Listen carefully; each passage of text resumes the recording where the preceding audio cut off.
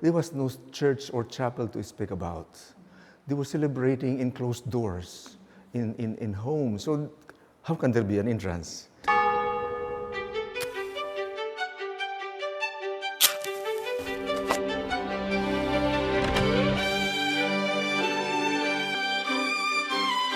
Isang oras lang naman, kapalit ng walang hanggan.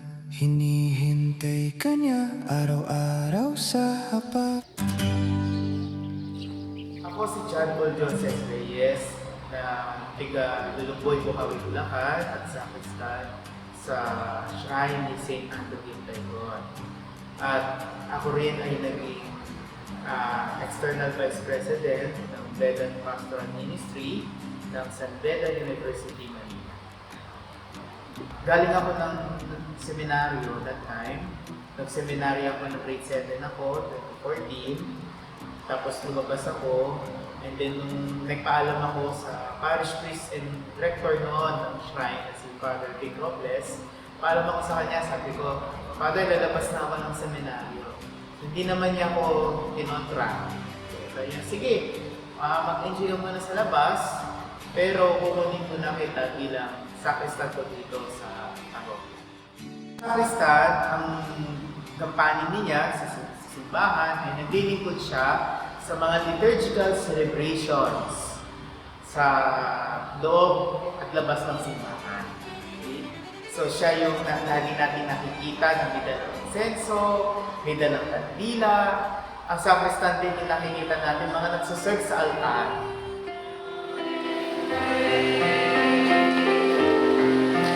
Yung unang, walang entrance. Kasi it was a domestic celebration. It was a celebration in a small community. Doon na sila lahat nakaupo, no? Di ba, persecuted ang mga Kristiyano noon. They were suspected of doing something kasi nagtatago sila pag nag-Eucharist, either in the catacombs or kung saan-saan nagtatago sila. Ang nag-attend doon sa misa nila, sa Eucharist, kailangan naniniwala sa turo ng simbahan, kailangan nabinyagan na siya, kailangan he was living the life of a Christian. So pasok na pasok, kaya wala din penitential rite because with that consideration wala. So there was no entrance rite. Para introductory, kaagad na sila, parang Passover meal, Paschal Seder, na kaagad-hagada, yung liturgy of the word. Wala na yung mga kung ano-anong introductions. Tuloy-tuloy na po yun hanggang sa wala nga silang offertory eh. Wala din. The offertory was something that after the end of the Mass, they would gather whatever they can and distribute them to those who are in need. Mayroong proseso na kailangang pagdaanan ang isang tao na nagnanais bilang isang sakristan. Una, kailangan nakapag first communion na siya. Kasi ang sakristan, dagdag ko lang din, isa rin siya sa alagad ng Eucharistia. Okay? So kailangan, alam niya ang halaga ng Eucharistia, alam niya na ang Eucharistia, ito mismo ay si Jesus. No? Hindi siya simbolismo, hindi siya representation, kundi yun mismo ay si Jesus. No? So,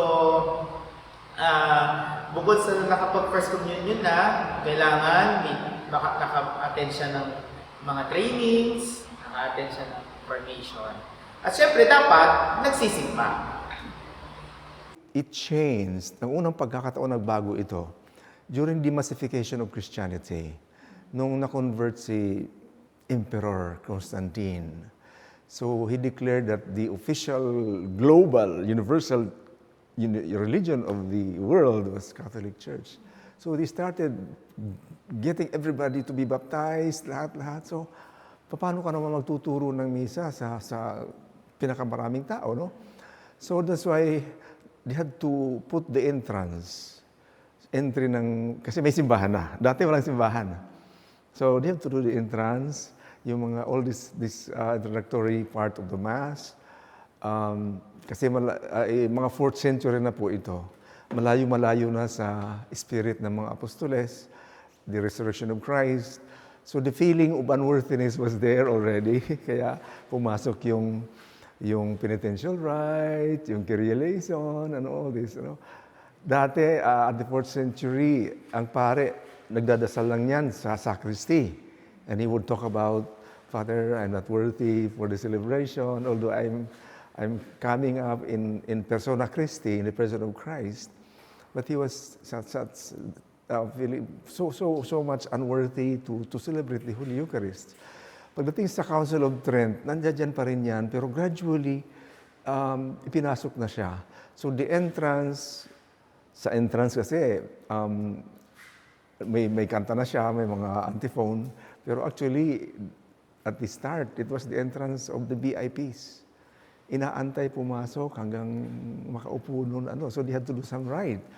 And then inabsorb po ito, sabi nga ng general instruction on the Roman Missal, the development of the liturgy, the uninterrupted development of the liturgy, tuloy-tuloy siya hanggang Council of Trent until finally yung sa Vatican II where we have now. So tuloy-tuloy yung development po niyan. So all these parts of the Mass are like that. Historically, napakaganda because we were beginning from the Apostles. The essential elements are there. The liturgy of the Word, the liturgy of the Eucharist, the communion, the real presence of Christ, the most important element was there. Yung mga entrances and exits, yun lang yung babago.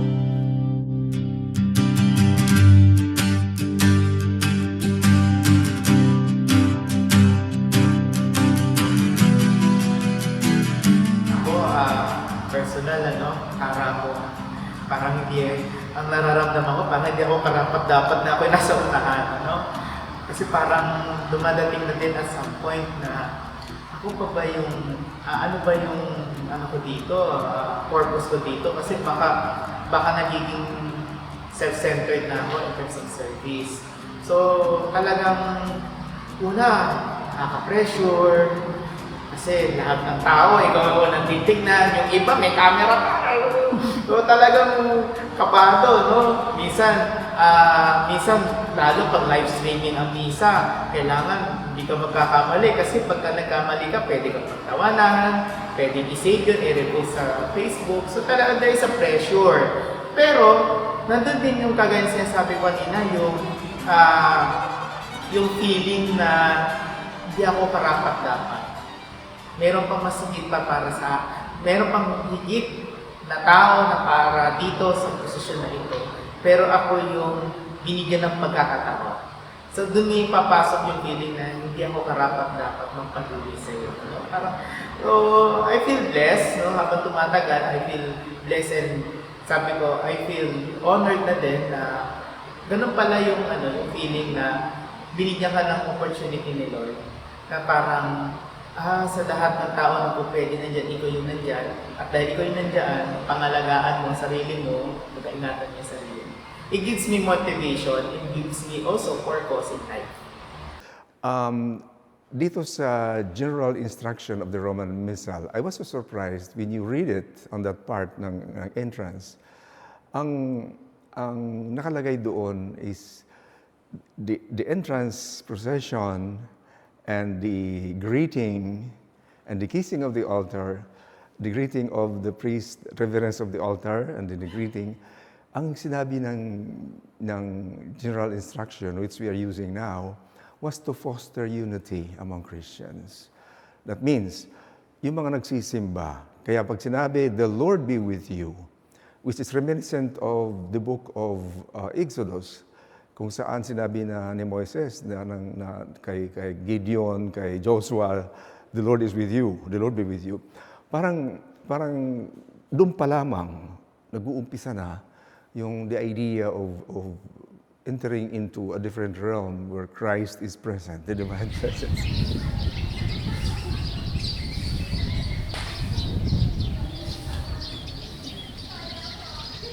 Pinakamatanda dito sa Philippine setup is around 25, 26. Pero liturgically, wala namang siyang bracket talaga. Kasi may mga servers din na may edad na, may acolyte na may edad na, may asawa na. Kumbaga yun yung the start of vocation. No? So, it is also a way of preparing person to become a priest. Kasi baka ma-inspire siya to become a priest. So, and then, kadalasan, sa nangyayari sa simbahan dito, ay pag umabot medyo may edad na yung sakristan, pinalilipat na ng ibang ministry. Kadalasan ang lipat niyan is extraordinary minister of communion, mga layman. So, to give chance din dun sa mas bata. Ang isang sakristan, kailangan mag-undergo muna ng liturgical formation. Kailangan niya muna malaman kung ano ba yung kahalagahan ng paglilingkod bilang isang sakristan sa altar. Pangalawa, kailangan malaman niya ang kahalagahan ng simbahan at ng liturgiya. Kailangan maging familiarize siya sa mga gamit, kailangan maging familiarize siya sa kalendaryo ng simbahan, kailangan ma-familiarize siya sa kung ano ba ang nangyayari sa misa. So, isa sa mga paghahanda bukod sa formation ay yung training, tinuturuan kung paano ang tamang paghawak ng kandila, ng insenso. So, series of training, series of formation.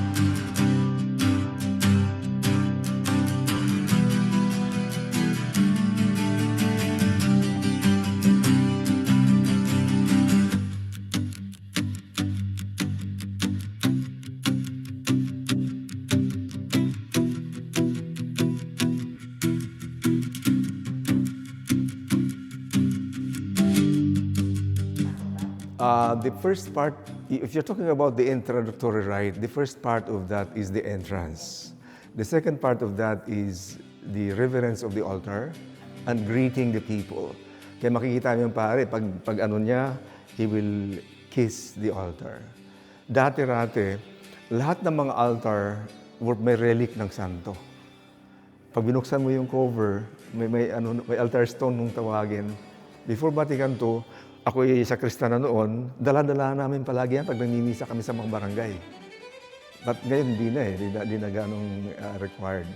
Pero that the meaning still remains. When you kiss the altar, you give reverence to the altar, and then you greet the people, you give reverence to the assembly, to the people of God, na sabi kanina are being called towards the Christ in unity. So that's the second part. The third part will be the Kyrie eleison, the Lord have mercy. This is the only part of the Mass that has been carried from the Greek, kasi Kyrie is a Greek word, So that's the third part of the introductory rite. And then the fourth part is the Gloria nga. And then the fifth is the collect, the prayer. Yung let us pray. The opening prayer, ang tawag diyan collect. So yun ang parts ng introductory rite. Babalikan ko muna to, napakahalagang part ng introductory part of the Mass dahil dito pa lamang, although it was not in the original Mass sa Apostoles, wala siya. Nag-develop lang po ito, a very beautiful hymn which actually is a foretaste. I want to use that word. Kasi the great Gloria happens in the anaphora.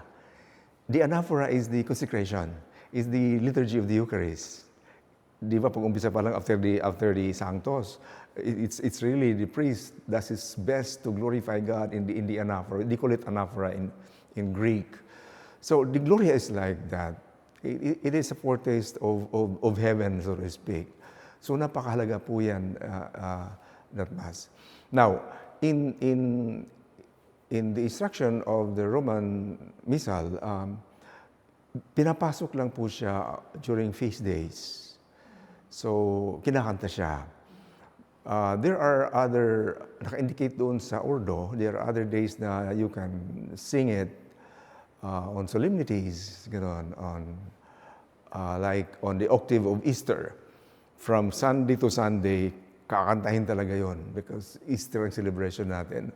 So in ordinary Sundays, which is a participation of Easter anyway, it's being sung. It should be sung. But in some cases, kasi ang simbahan naman palaging acculturated, there will be areas na hindi talaga very practical, especially me, for example. I'm saying Mass in a remote barrio. How can I do that? there is no choir to speak about, and the people hindi naman talaga alam. So, nire-recite ko naman.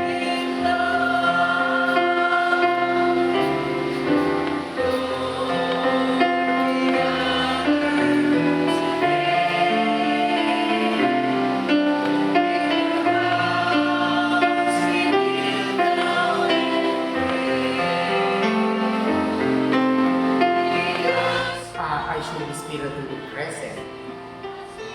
So hindi pwede na nagsisimba ka, nandun ka sa altar, pero ang isip at puso mo ay parang nasa langit o nasa ere. Na minsan pag tinawag ng Father, para kang nananaginip ng gising. No? So kailangan you should prepare yourself spiritually bago ka sumabak sa paglilingkod. No? Hindi po pwede na bigla ka na lang nandyan, papakita ka, pero spiritually hindi ka prepared. So, in order to make your service more meaningful and significant, you should make yourself spiritually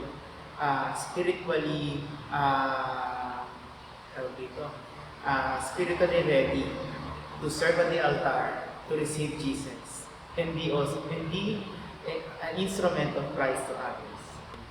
So una, ang pinagpapalagay ko dyan kung bakit ang tao ay nagpupunta sa simbahan na hindi naman spiritually present, but physically present, spiritually absent. No?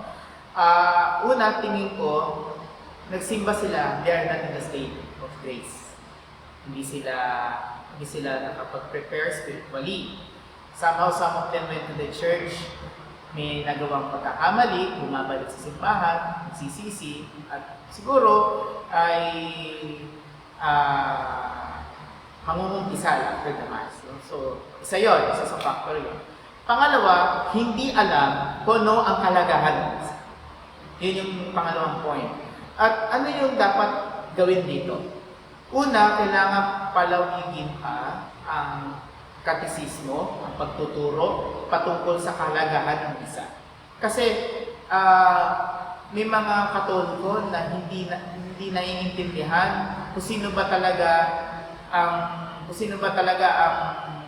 ang nasa ostya na they receive, no? Somehow they see it as a bread, no? Pero hindi nila alam na yun mismo ay si Kristo mismo. So, kailangan na mayroong formation, mayroong catechesis na nagtuturo sa mga tao na ano ba ang kahalagahan ng Misa? Ano ba yung nangyayari dito? Kailangan din yung tao pagka they should make also an effort to learn on themselves what is really happening in the Mass. Yung favorite part ko bilang isang sakristan ay yung consecration. Actually, dalawa. Yung consecration, kayong lamang. Bakit consecration? Imagine, sa lahat ng taong nagsisimba, bukod sa pare, sakristan ang nasa harap ng pare kapag nagpo-consecrate. Diba, makikita natin may kandila sa harap, may insenso. Kung wala namang kandila at insenso, ang sakristan nandun pa rin sa altar, nandun sa gilid nagbe-bell. O kaya naman, yung server 1 or 2, nandun sa gilid.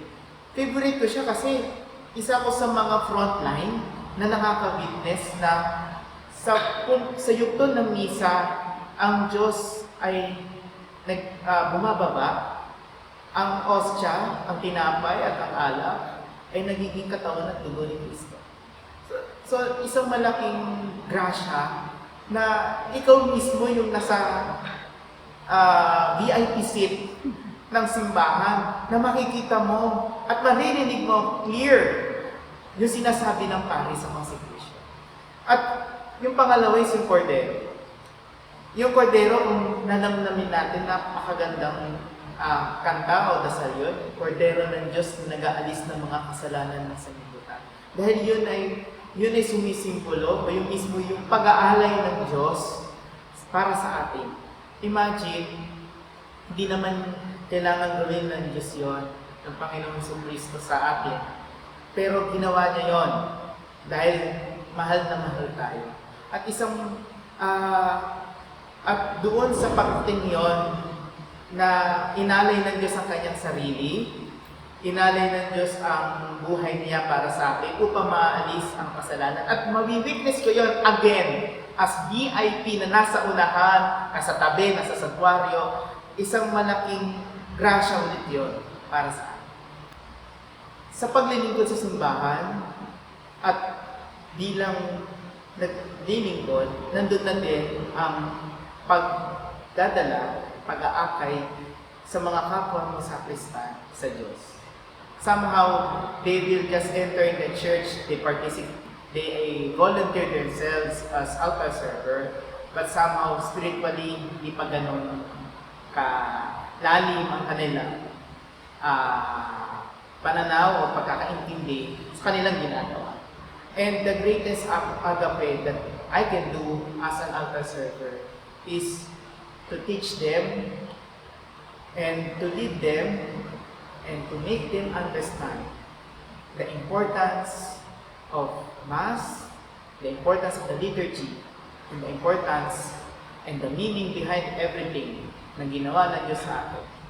At isa pa dito ay yung leading people, not just to serve, but to love also other people, how God loves us. It is actually a story of God's love. It is because God loved me. The word I was using kanina, He provoked me. It is because of that I responded in thanksgiving in Magnificat. It is a story of God's love. No other. It is not a story of condemnation. Kaya nga, ang dapat magsimba ay yung mga taong malalaking kasalanan. Because it is in the Mass that you will see concretely kung paano tayo binamahal ng Diyos, that nothing will ever separate us from the love of God. So yung mga tao na, ay, huwag ka na magsimba kasi makasalanan ka. Mali yun. Mali yan. Makasalanan ka, dapat kayo magsimba. Because there you will meet Christ, the mercy, the God whose name is mercy. And the unconditional love of God happens during the Mass. And during the Mass, every time that we say the Mass, it is an offering of God for us. It is not for Him, it is for us. And because it is for us, why God do it? Because He loves us unconditionally. And at kung mababasa natin sa mga ebanghelyo patungkol sa passion ni Jesus, ni isang beses wala kang maririnig na nanumbat ng Diyos sa atin. At patuloy niyang inaalay ang kanyang sarili sa pamamagitan ng misa. Patuloy niyang inaalay ang kanyang sarili sa ating lahat. Hanggang ngayon, nang walang panunumbat. At yun ang pag-ibig ng Diyos. That is all.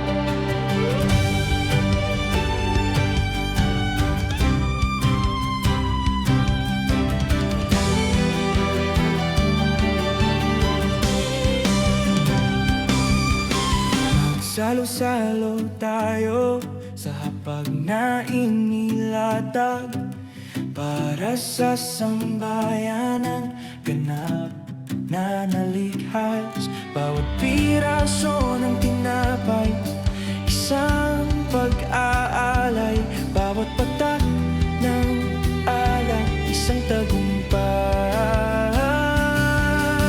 Sa tao, ito'y pahinga at pagsasamo, panahon ng pag-aalay at pagkakasundo. Ngunit sa Ama, ito'y magbubuhos ng biyaya at pag-ibig sa bayang di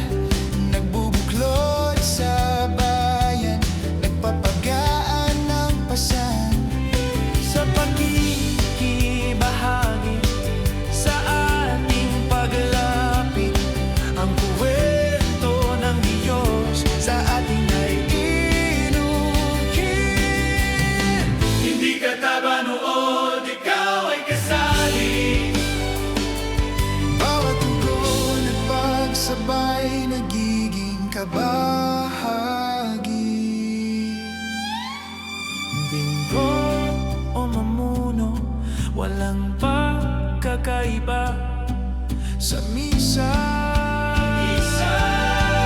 Tayo ay pamilya sa tao, ito'y pahinga at pagsasamo, panahon ng pag-aalay at pagkakasundo. Ngunit sa Ama, ito'y pagbubuhos ng biyaya at pag-ibig sa bayang tinubos.